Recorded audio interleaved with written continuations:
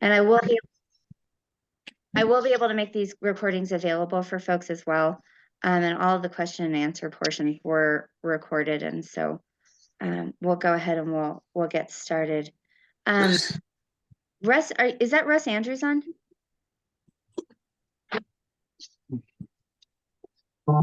Must be a different Russ. Okay, I'm going to ask everybody to mute themselves so that we don't have any background noise to interrupt. And then if everyone's ready, Kim, are you ready? You want to go ahead and get us started since you were the first one to jump on? Sure. No problem. Thanks, Christy. Appreciate it. I appreciate you reaching out to me and inviting me to this forum. And I want to thank you and the Colorado GOP for sponsoring this forum and allowing us to have a voice in this process. I wanted to thank everyone that has come out and helped me sign petitions, helped me run petitions, and all that good, great stuff that goes along with campaigning. Sadly, I have made the really, really tough decision to go ahead and concede this race and suspend my campaign. Don't worry, I'm not going anywhere. I'm going to be coming back in some other type of a capacity, and I don't want to waste anyone's time, and I appreciate it, everybody. I thank you. All of the issues that I want to talk about, water, crime, and all those are still things that we have to talk about, and I hope that all the folks are engaged and that they will think of these subjects and these issues that we have for Colorado. And I will support whomever we elect in the primary. So thank you so much, everybody. Hey, Kim, this is Alan Mays. So stay on and ask your questions during the question. Find out what these other guys are doing. Thank you, ma'am. Yep. Thank you. Thank you so much, Kim. We appreciate your effort and we appreciate your interest in CD3, and we know that you're not done. I think we'll probably see you again somewhere else, and so looking forward to supporting you there. Thanks so much. Thank you. Yes, ma'am. Let's go ahead and jump over to Robin Heid. Robin, go ahead and introduce yourself.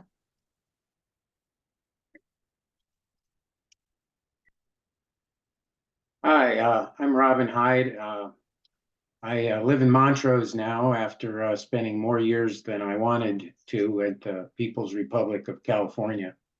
I was involved in politics long ago. I ran for governor in 1990 and got 8% of the vote at the convention, so the Libertarian Party nominated me, and then the Secretary of State threw me off the ballot, and the ACLU took the case, and we went all the way to the Supreme Court of the United States, which declined our writ of certiorari, but forced the state of Colorado to, within a year or two, change its rules from demanding that smaller parties follow the state's rules to letting parties decide their own membership rules, which is why Tom Tancredo was able to run on the Constitution Party in 2010.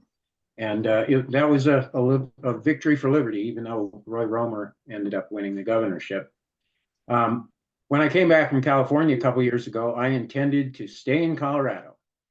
The last thing I wanted to do is leave the People's Republic of California and go to the swamp. But Lauren left, and she left because rhinos and Pharisees threw her under the bus. And I'm not happy about that. She was a stellar member of Congress. She remains a stellar member of Congress, one of the leaders in Congress, one of the first to see through the BS on the Ukraine war and come out against it. She was so early on that Adam Frisch used it against her in the 2022 election campaign. So what I want to do is basically continue her tradition of spirited, constitutionally informed legislation and representation. So now a little bit about me. I was conceived in the mountains of Colorado, born in the deserts of Arizona, and spent the first winter of my life in a one-room log cabin with no plumbing on a ranch east of the Wind River Mountains near Daniel, Wyoming, which at that time was farther from a railroad than anywhere in the United States.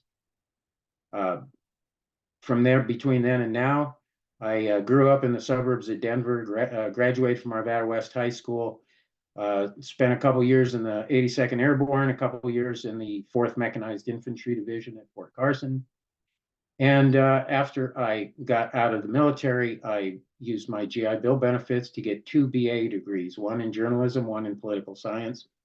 And I worked in both of those fields actively for 30 years. About 10 years ago, I earned a master's degree in international relations and American government with an emphasis on military affairs. And so I've maintained an interest in politics, and I have some very, specific thoughts about what we need to do and how a federal legislator needs to work. With all due respect to my colleagues in this race, they're all basically running for governor. And they're not running to be a federal legislator. And the purpose of a federal legislator is to make sure the ship of state does not hit foreign or domestic rocks that sink the ship with its 50 passengers, which are the states. Getting more cell phone towers is small potatoes compared to making sure that the country is running the right direction, which is why my slogan for the race is America first, Colorado always. Because we're Americans first. Then we're from Colorado. Then we're from Montrose County or Pueblo County or wherever. But my 4 main priorities are, number 1, water. There's nothing more important than water except air. And right now, as was discussed at some length by pretty much everybody last night, including the questioners, people on all sides, in and out of the states, are trying to steal our water. And that cannot stand. We need to protect and defend our water. And I have a novel way of doing it that has been staring us in the face for decades and decades, maybe a century or more, and nobody's gotten around to it. And that is, you just reestablish the beaver. Instead of reestablishing wolves, we reestablish the beaver and let them build their dams, and we can help them, human-assisted dams. It's been tried here and there in other places. And what happens when you have a robust beaver population is when they build their dam, for every acre-foot of water in the dam, there's 3 acre-feet of water under the ground that nourishes the ecosystem, increases the vegetation. Simple things like it reduces the bear interaction because they don't have to come down so low to find food. And the beauty of reintroducing beavers is they make dams that nobody can complain about. They can't, downstream users, other thieves cannot stop us from repopulating the beavers. It keeps the water in the state. It meters its discharge downstream. It filters the water, and it just radically improves the ecosystem and the habitat. That's one thing I would do with the water. Just keep it here and let our little buddies keep it there for us. And it would literally allow all these, what do they call them, national asset companies? They use all this environmental protection rhetoric to steal the water. Okay, we put beavers in the mountains to save the water. And what are they going to do? Say we got to kill the beavers? It literally can use their own rhetoric against them. The second thing is, my second priority is stop the invasion and end the war. We're basically in World War III right now. If you study the history of World War II, it started exactly the way we're going now.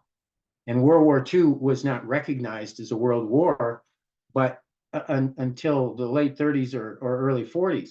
But things started happening in the middle of the 30s, Spanish Civil War, Manchurian invasion by Japan, et cetera, et cetera.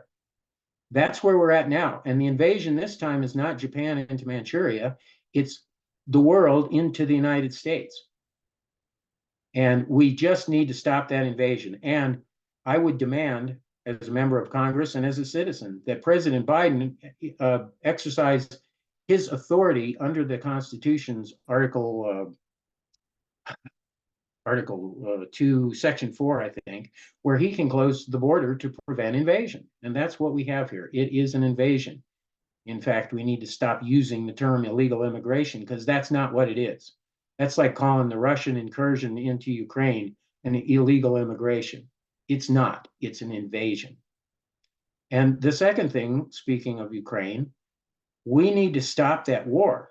You know, how does it make sense to borrow $60 billion from the Chinese and give it to Ukraine and then pay $2 billion a year interest on that forever? See, we never reduce our principal.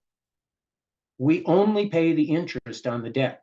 And $60 billion at the current rate is about $2 billion a year interest, just for the $60 billion that the Democrats are demanding that we send. So my solution to the Ukraine problem and the invasion problem is kind of one and the same, and I call it the SAD trip, and you can find it on my website, robinhydeforcongress.com, under the second priority. And what I propose basically is you reduce the supply of illegal military-age males coming across the border by, instead of giving them a free phone, a hotel room, and 3 squares a day, you put them in a Ukrainian military uniform, put them through basic training, and then let them wait for their asylum hearing in a foxhole fighting Russians until their hearing date or until they die, whichever comes first. Robin, you ended up less than 1 minute, sir. That way Ukraine solves its manpower problem, and we solve our invasion problem. Beyond that, get the federal government off our necks, and I have, you know, some specific things to do to address that, and I'd be happy to do so when the questions start, if there are any.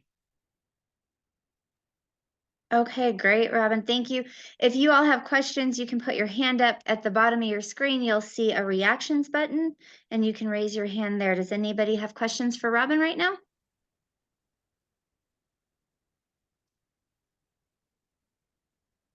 Okay, so what we'll do, Robin, is we will, is Joe, oh, actually, I'm sorry, Kevin, go ahead.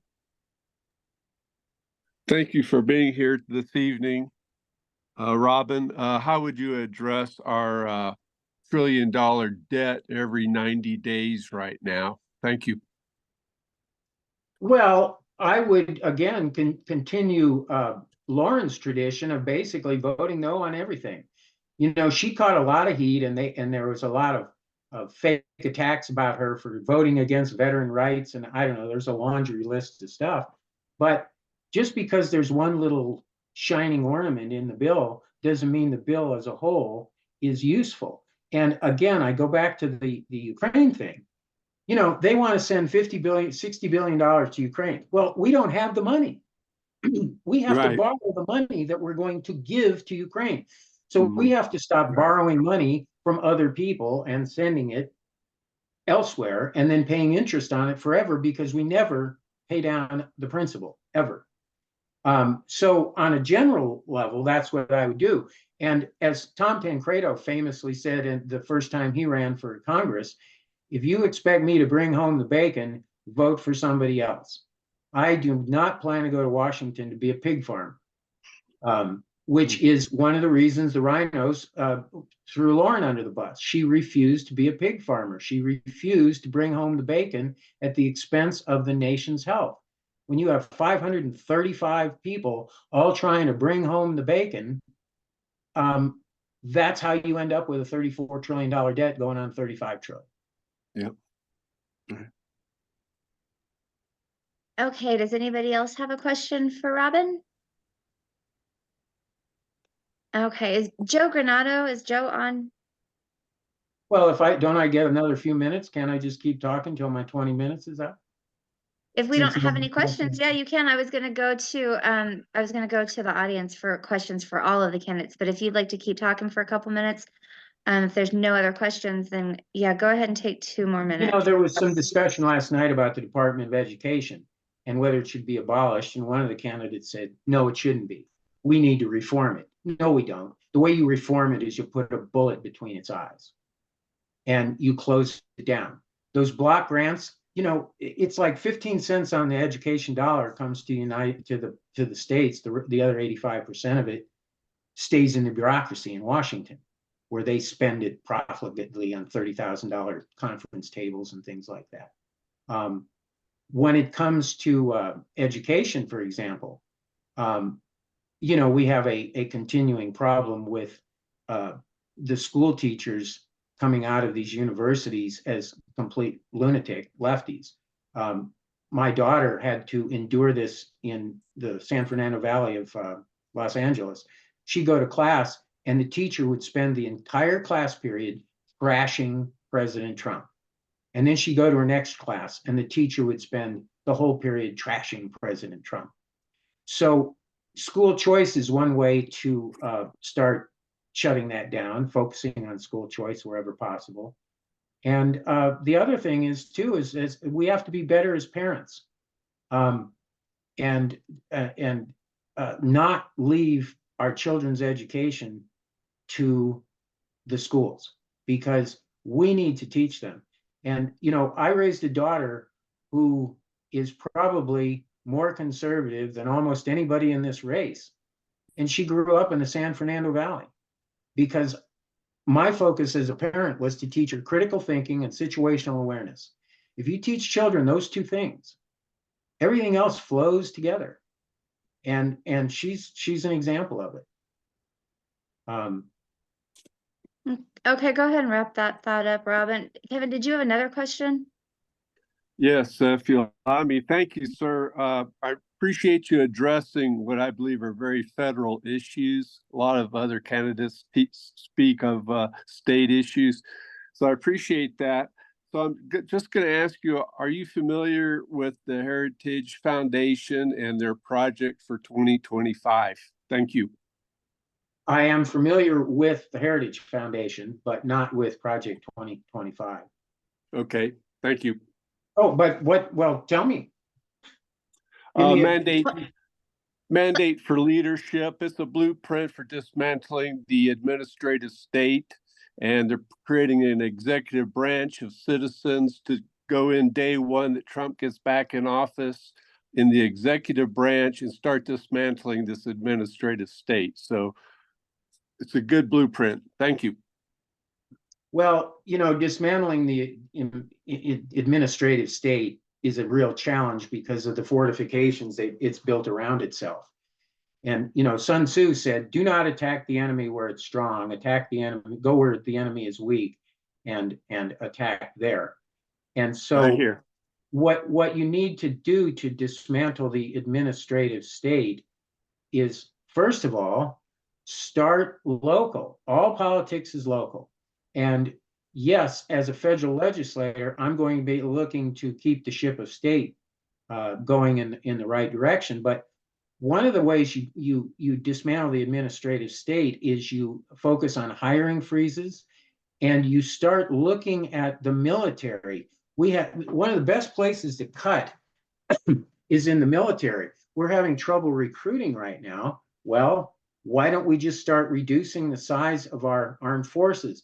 As the war in Ukraine proves, we do not have a need for these massive armored divisions and infantry divisions. That's not how they're fighting. They keep talking about human wave assaults in Ukraine. You know how big the biggest ones are? Platoon size. They're like 20, 30, 40 guys max. Usually they're 5 or 10 man squads, because the drones have made classic World War II combat formations obsolete. And so we could, and I wrote about this again.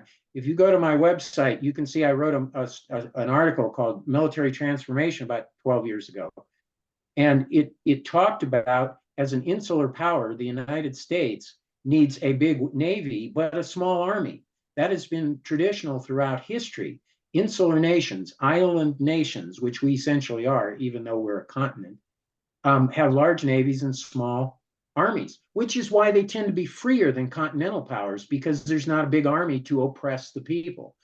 And speaking of which, did you hear about Pat Ryan's brilliant idea? He wants to put all these military age illegal invaders into the U.S. Army so they can earn a pathway to citizenship. Yeah. Gee, what could possibly go wrong? Right. Well, I don't know if you can hear me, but if you're talking about cutting that debt by billions and trillions, these different appropriations bills are going to cut out a lot of programs, and you're going to make a lot of people unhappy. But if that's what's going to happen, you're going to have to dismantle that whole administrative state. Be ready But for again, it. you don't go after programs that piss off tons of people. It's a maximum of political science that that you will have 10 people mad at you and one supporter. Yeah. It's not going to work. So that's why I say again, see what President Trump did was so brilliant. And I would do this too with legislation. President Trump said, I will retire two regulations for every new one that's imposed. Well, he ended up doing about 10 to 1. Right. And what I would do is any piece of legislation that I submitted, I would include too. In fact, basically, I would just submit legislation to repeal laws that cost money and achieve nothing. See, those are places where you can attack the administrative state where it's weak, not going after programs that welfare statists want to keep. And all the government workers. See, every time you create no program, that means more people for public administration jobs. When I graduated with my master's, there were 12 of us with degrees in political science, masters. There were 120 people with administration, public administration degrees. So there were 10 people running, earning degrees to work for the government as there were people to help steer the government. So, it's a systemic problem that's going to take us a long time to dig out. But by stopping the spending, the old saying, you want to get out of a hole, quit digging. So first we stop digging, then we reduce the amount of added interest we're paying on the debt that we never pay down. And that's a start to stabilize it. Thank you, Robin. Your time is up. Appreciate it. Very good. Thank you, Robin. Tell them one more time your website, just so that people know how to reach you. Robin HeidForCongress.com. And you can see me on Twitter at Heid for Congress. I'm on Facebook under my own name. There's a private or a personal one and the campaign site. But do check out my Twitter. There's also one at Black Death Heid, which is my personal one. That's my base jumping nickname.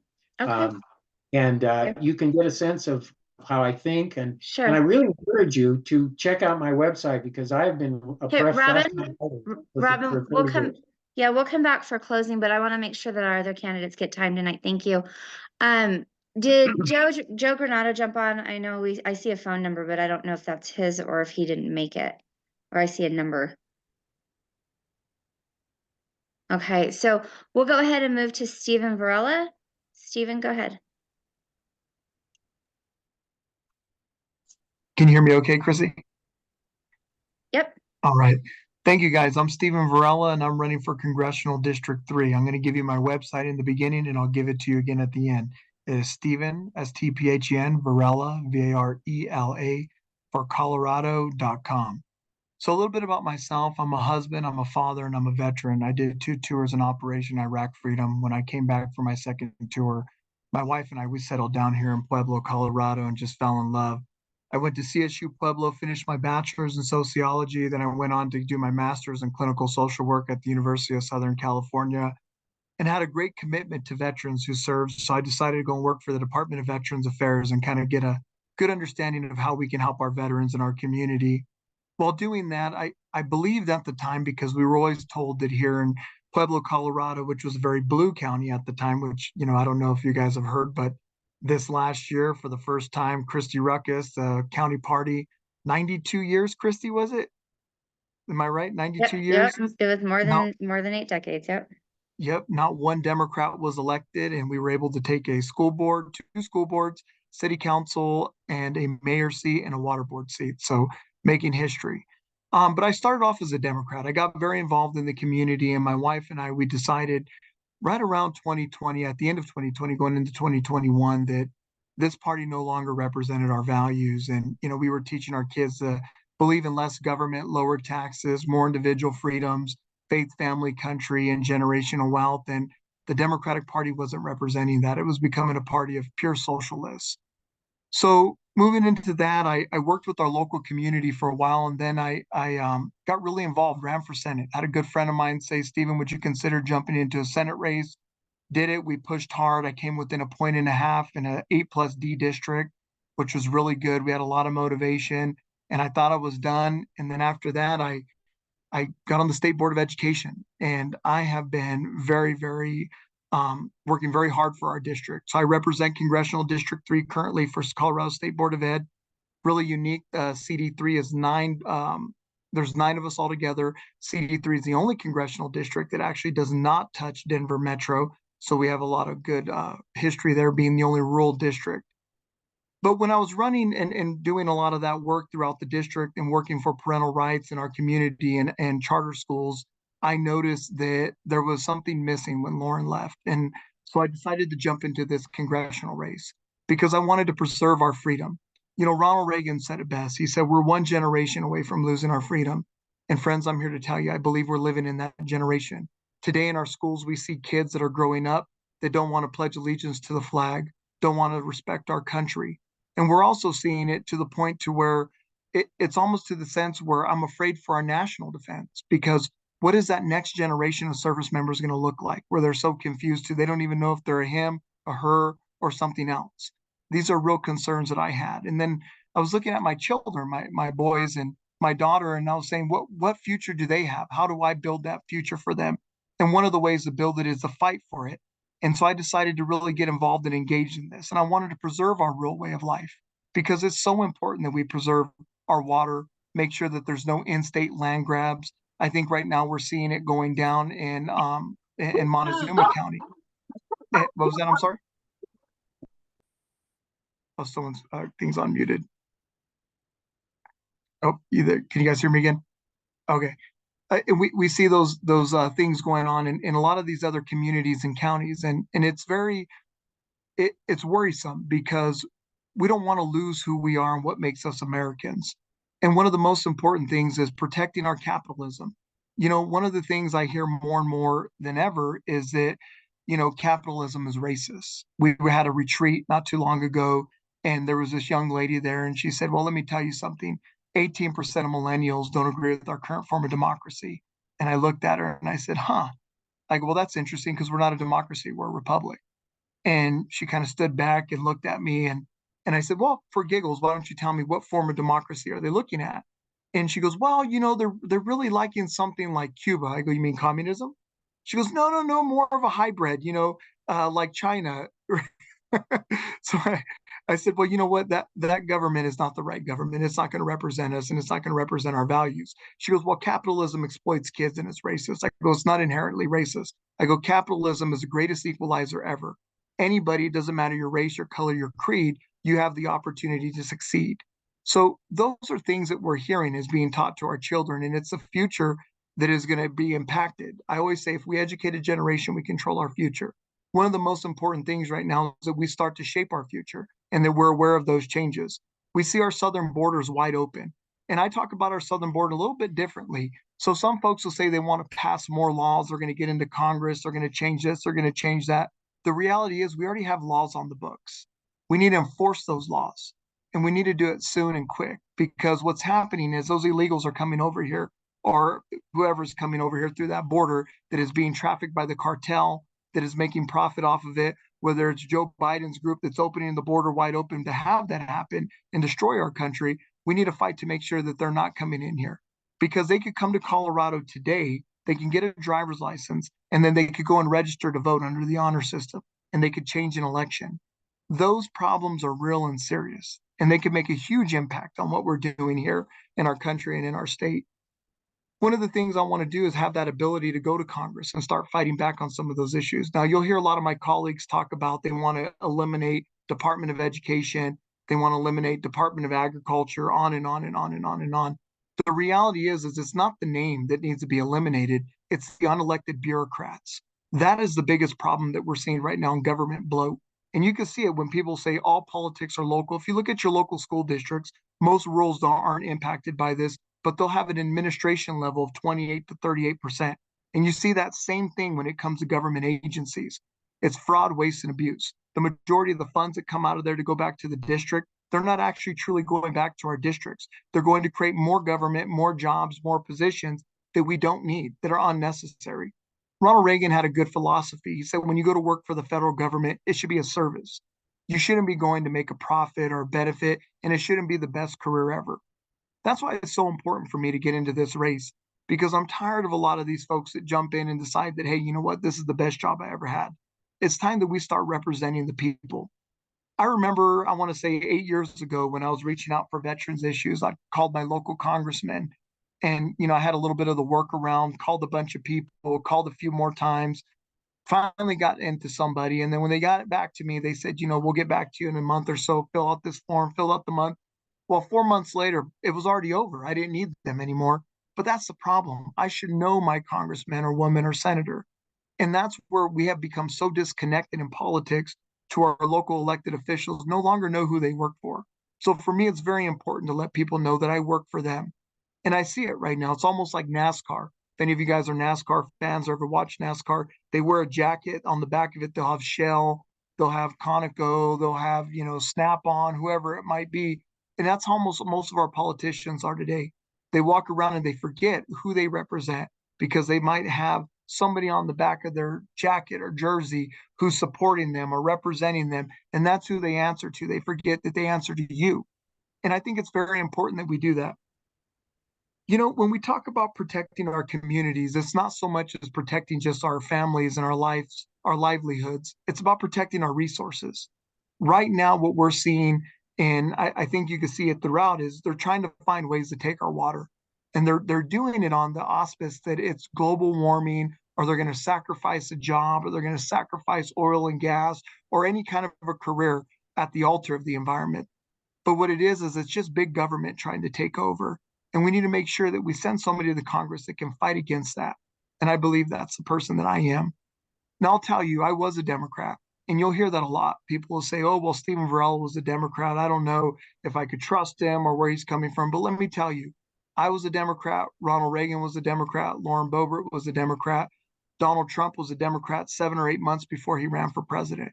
It doesn't matter where you came from. It's where you're going. And it matters where your values are. One of the things we have to do right now is we have to start fighting to bring our communities together. We keep hearing it more and more and more. The Democrat council culture, which has invaded our communities and it's invaded our Republican Party.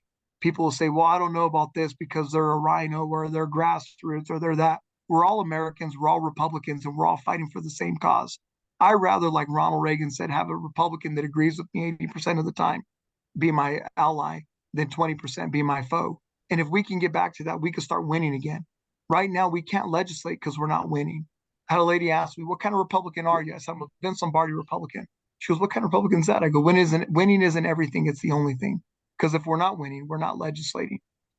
But what I'll do right now, I'll open it up to questions. Oh, go ahead, Alan. I'm sorry. Yes. So you can open it to questions. So right on time, Stephen. Oh, perfect. Hey, does anybody have any questions for Stephen? Lynetta, go ahead. Hi, Stephen. How are you? Hi, Lynetta. How are you doing? Good to see you, Lynetta. Good to see you too. I heard some disturbing information the other day at a meet and greet that the pre-K program is offering 2 different curriculums to schools. One has woke, one does not, and they offer you more money if you accept the woke curriculum. Have you heard that? No, but thank you for telling me that. And I'm glad you brought that question up because I want to provide some clarity too in education. And I think it's so important that we talk about, oh, could you guys still see me? My computer's acting weird. Sorry, guys. Yeah, you're okay. It bounced me around real quick. Sorry. Okay, let's see. Sorry. Okay, there we go. I'm back. Sorry about that. So one of the most important things that we talk about in education is local control. So for the most part, a lot of folks believe that Colorado, that we fall under the Department of Education through the federal government. We're actually an independent body. 1949 gave us that ability to where we are actually very independent of the legislature and the government, of the governor. And one of the things we did when No Child Left Behind came out, we did a waiver so we can actually maintain local control, which is in our state constitution. So when it comes to curriculums, local school boards actually get to set that. That's where all politics are local, and that's where the most important impact happens. However, with pre-K, it's very different, and Lynetta will tell you that. It was one of the most bizarre things that ever happened, and it was a bypass of the State Board of Education because I believe they didn't think we were moving fast enough. There's a lot of us on the board. I'm the only parent currently, and I'm probably the youngest, don't quote me, by 30 years, and the only one with kids in school currently as well. And we really pushed back on a lot of this woke agenda. And I don't think they felt that if they were to come through us, they would have had much acceptance. So what the governor did was created this Department of Early Childhood. So all our role is now, Lynetta, by them bypassing us, and I'm surprised citizens haven't pushed back and sued, is gave funding to us to then funnel to them. So we actually have no oversight over pre-K in Colorado. Only the governor's office does, which is very unfortunate. And it takes your voice away as a citizen. And so please speak out, pay attention, get involved. And that's one of the reasons why a lot of the Catholic churches that were actually going to offer pre-K through the universal pre-K program ended up backing off and not taking funding because of that, because they didn't understand why K-12 doesn't require curriculum, because State Board of Ed, per the state constitution, says we can't enforce it, but they use it as a bypass for the pre-K. I hope that answered your question, Lynetta. Thanks, Stephen. I'm very concerned about that. So thank you very much. And I'll be at my State Board of Ed meeting next week, and I'll make sure I bring that up too. And please send me an email about it because I'd love to read it, especially during my board comments. I'm doing some more research trying to figure it all out, and I will send that on to you. And just know you're not the first one. You're not the first one to tell me that. Okay. Good. Thank you. Okay, Jason. Can you hear me okay, Steve? Yes, sir. Okay. My question is I'm a big states' rights guy. I'm really curious to hear what people think of the Dobbs decision, because it's pretty much blown up in everyone's face over the last few years. And I think they really made the right decision, no matter which way you go on the results of the decision. What is your opinion? No, states' rights is huge. One of the things is you look back to Strom Thurmond and all them in the 60s, they were fighting for that as well. And that's why they called the father of the Republican Party, Barry Goldwater, voted against the Civil Rights Act because he said the federal government shouldn't tell the local states what they can and can't do. And it was blown out of proportion at the time. But the reality is this, the states have their independent right to make a decision.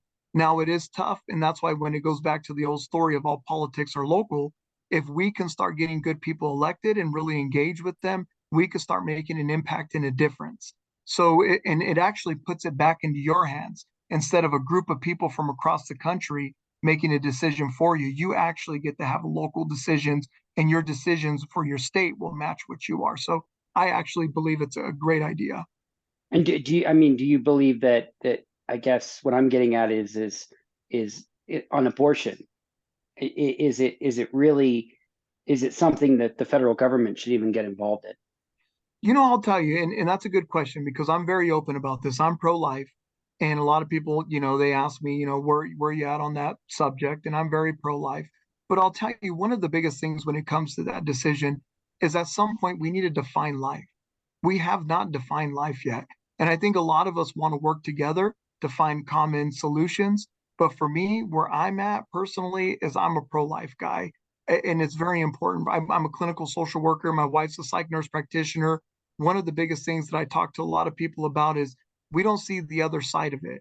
When young ladies go through that process, whatever put them there, the aftercare is huge. And there's a lot of aftercare that's missing. It's a huge mental health process.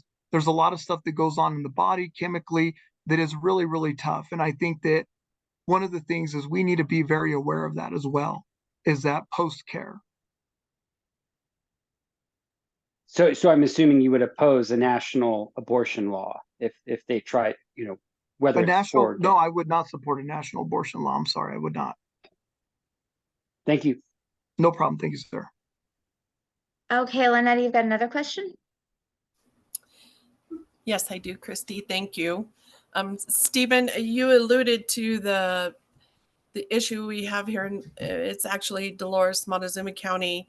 It encompasses San Miguel, Mesa, and Montrose County.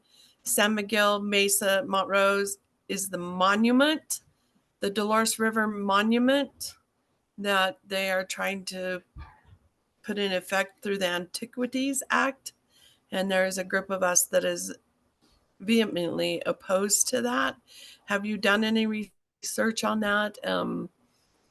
You know, I'll tell you, I heard about it today and I was kind of bummed because I heard you guys had a huge meeting with, I think, 500 people, right? Larry Yes. Don Shukla was telling me about it. Yeah, So it was then if huge. there's another meeting, let me know. But from what I know on the surface, let me tell you, government should never come in and try to do land grabs. That is the worst thing that can happen, whether it's land, water, and they shouldn't tell us how to manage our local whether resources in general. But honestly, Lynetta, I'd love to come and I'm going to be in your area on the 13th, I think it is, or the Okay. 14th, I'm sorry.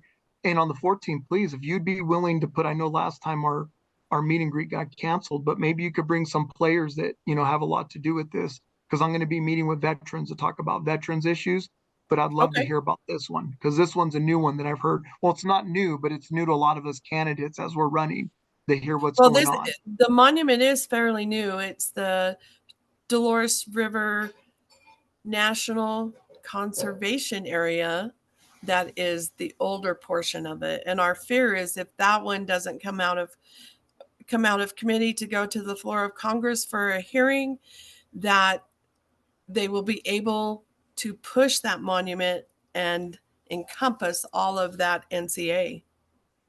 Is our local congresswoman abreast of the situation? Is she working on any of this for us right now? She is, but there is an issue with the NCA. There was some wording, that's why it's held up in committee, that needed to be changed. But unless a federal agency has meetings or gets involved, she cannot get involved because Okay. it's a state issue. And that's kind of an issue. And Michael Bennett was on the and was working with the NCA, and they presented that bill together, I think, with Is Mr. this kind Hickenlooper. of similar to a couple years? I don't mean to cut you off, but is this kind of similar to like a couple years ago when Bill Owens and all those folks were trying to take the water out of the San Luis Valley? Do you In remember that? Alamosa, yeah. Yep, Uh-huh. that big Yep. investment group was trying to take all the Yep. water and move it up to Denver. I like to tell the story of Crowley County. My wife's family's from Fowler, and her grandfather is Manzanola also. And he always told me when he was a kid there were sugar beets everywhere out there. And There you'd go to was. Crowley, it's beautiful and full of sugar beets, green water. And he said the minute the families got rid of all their water and sold it to Aurora, and then Aurora came in and took it, you go through there now, it is desolate. It is so sad to see what has happened. We can't afford to lose our water to Denver. Yeah. But my question is, Bennett has worked on the NCA, which protects our water and our property rights. But then he's also working on the monument. To me, that's a conflict of interest. Of course. So I just didn't know how you would feel about that and any No, suggestions. I think you and I need to meet. Let's put a group together. I Okay. told Larry Don Shukla today, I want to meet with as many of you guys as I can. It's so important that I know what's going on.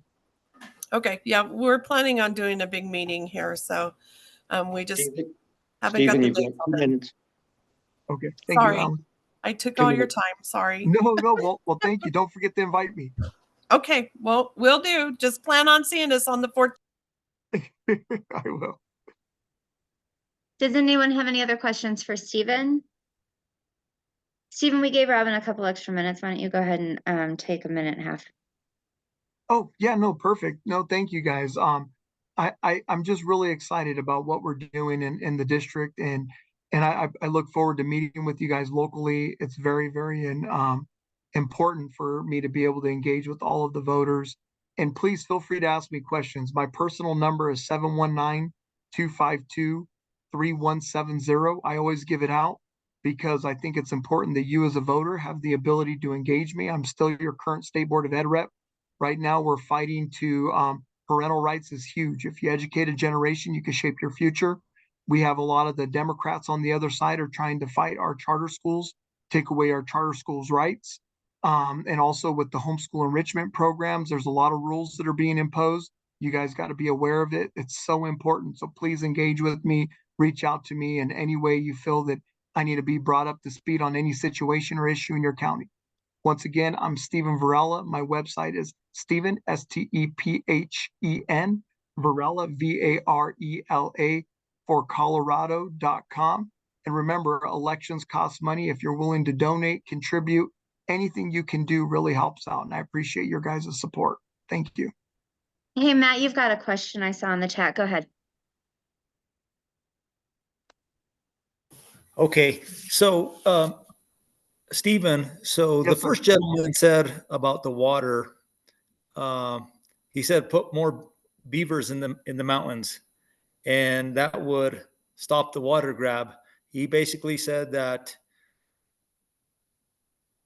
it would put more water in the ground.